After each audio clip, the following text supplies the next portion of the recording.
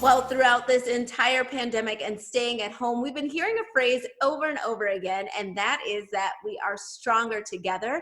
And our station certainly proved that with an initiative to help out the Maryland Food Bank. We've got Megan Knight here with us to tell us a little bit more. Welcome back. Thank you, Elsa. Good to see you. Good to see you too. I've missed you. So Likewise. tell us a little bit more about this partnership with the station and the Maryland Food Bank.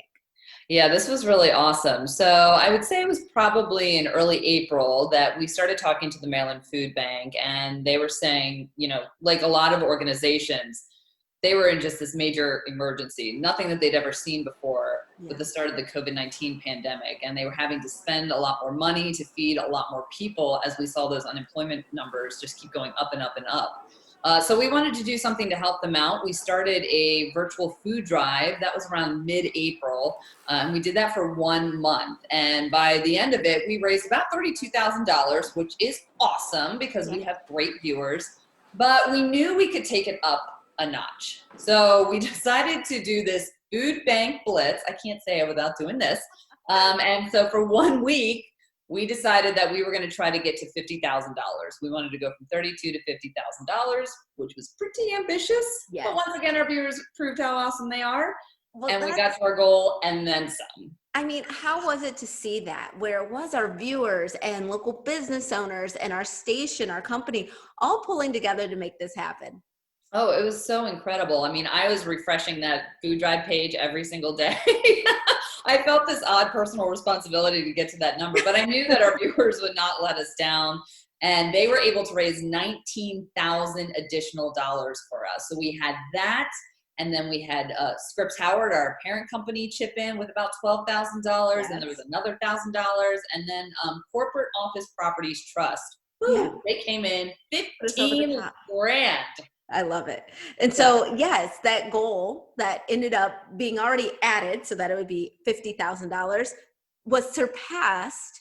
And the grand total was what? It was close to like 80,000, wasn't it? It was incredible, Elsa. It was $78,791.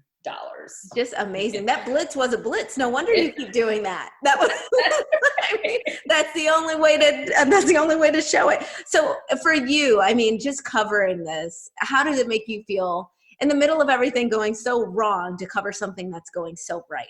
Yeah, absolutely. I mean, and so many people are struggling right now, and organizations that typically help people on a normal day are now feeling that strain tenfold. And the Maryland Food Bank really was no different. Like for example, in April, they spent $1.8 million on food. Wow. Compared to this time last year, it was around $426,000.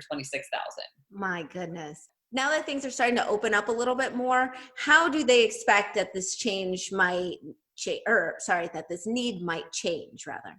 Well, unfortunately, I think they're still expecting to have to feed quite a few people, even as people are starting to get back to their jobs. It's still, money's going to be tight. So they're going to still probably rely on places like the food bank to help just supplement the meals get food on the table there. So they don't imagine that this crisis is going to go away anytime soon. It could be months. It could be to the end of the year.